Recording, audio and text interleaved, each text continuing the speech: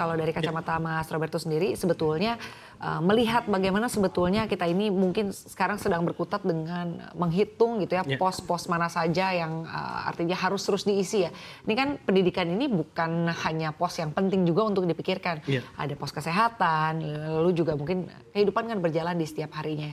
Kalau boleh dipilih nih sebetulnya mana sih yang harus lebih dulu gitu ya? Pos untuk kesehatan atau pos untuk tabungan atau mungkin posnya deh penghitungannya pembagiannya seperti apa?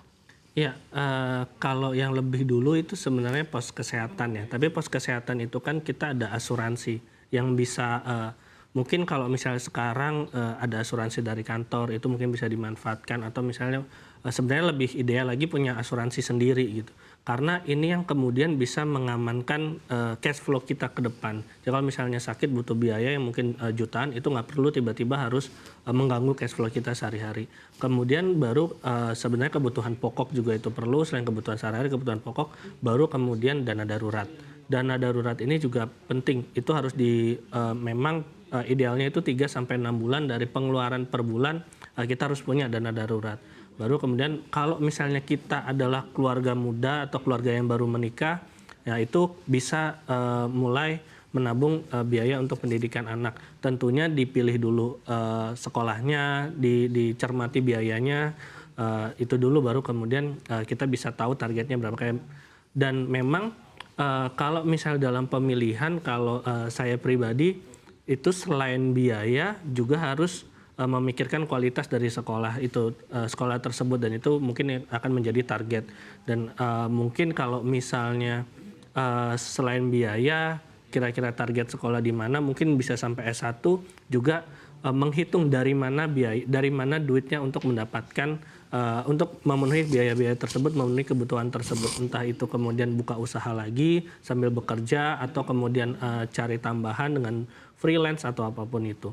Mungkin itu yang perlu diperhatikan. Jadi selain kebutuhan pokok, pertama kemudian kita bisa memikirkan asuransi sebagai jaring pengaman, kemudian juga dana darurat, baru mungkin ke investasi atau dana pendidikan. Baik, tetap ya kalau dari penjelasan Mas Robertus tadi, balik lagi ke kebutuhan masing-masing keluarga. Ya. Jadi nggak bisa dipatok gitu mana yang prioritas, mana yang enggak gitu. Ya. Balik lagi ke masing-masing karakter. Nah sebelum kita lanjutkan perbincangan kita yang semakin menarik gitu ya, karena mengingat memang topiknya cukup kompleks, ada pertanyaan juga nih yang datang dari Sobat Cuan begitu, yakni dari Budi565 aku. Pertanyaannya adalah mana yang lebih baik, keadaan finansial terhimpit namun belajar buat anak di sekolah bonafit atau ambil sekolah dengan kondisi finansial lumayan. Mungkin maksudnya apakah apakah diturunkan nih idealismenya sekolah yang biasa aja tapi finansial aman, atau finansial deg-degan tapi bonafit sekolahnya?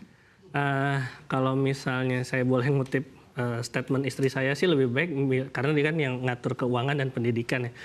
Lebih baik sesuaikan dengan kemampuan, karena selain memang soal kantong, itu juga soal psikologis anak. Kalau misalnya dia ditempatkan sesuai dengan kemampuan orang tua, sesuai dengan keadaannya, nggak maksa untuk sekolah di bonafit, kan dia mungkin lebih nyaman ya, lebih setara sama teman-temannya. Kemudian misalnya uang jajannya tidak ada yang timpang, ada yang mungkin sehari 100.000 tapi kemudian ada satu anak yang sehari 10.000, itu kan akan mengganggu psikologis dan takutnya dipaksa, dan mungkin di situ juga bisa jadi celah bullying. Ya. Nah jadi mungkin itu statement yang cukup tepat ya. Jadi sesuaikan dengan kemampuan kita. Kalau misalnya kemampuan kita cukup di sekolah misalnya yang biaya per bulannya atau SPP-nya itu 2 juta sampai 3 juta, ya udah di situ aja. Mungkin banyak sekolah yang akan lebih mahal dan lebih baik. Tapi kalau misalnya kita belum mampu ke sana dan kita paksakan, yang ada kebutuhan sehari-hari kita yang mungkin akan terganggu. Sedangkan kebutuhan banyak. Kalau misalnya kondisinya seperti saat ini ya, di mana harga makanan lagi naik, harga beras lagi langka, harga minyak mulai naik segala macam,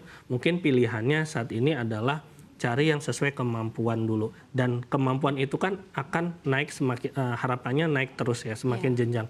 Mungkin jenjang SD sekolahnya yang tidak terlalu mahal, bonafit, tapi kemudian ekonomi berkembang, finansial keluarga juga tumbuh, ya kita juga boleh dong mimpi kita juga naik di SMP, anak kita di sekolah yang lebih bonafit seiring dengan perkembangan finansial keluarga. Jadi saya rasa kalau misalnya kita ngikutin sesuai kemampuan dan kemampuan finansial keluarga itu terus berkembang, ya lama-lama anak juga bisa sekolah di tempat bonafit. Baik, jadi artinya kita harus menyesuaikan dengan dompet ya dan juga mungkin mendiskusikannya dengan pasangan ya, sekolah seperti apa yang cocok bagi kita bersama ya Mas Robertus.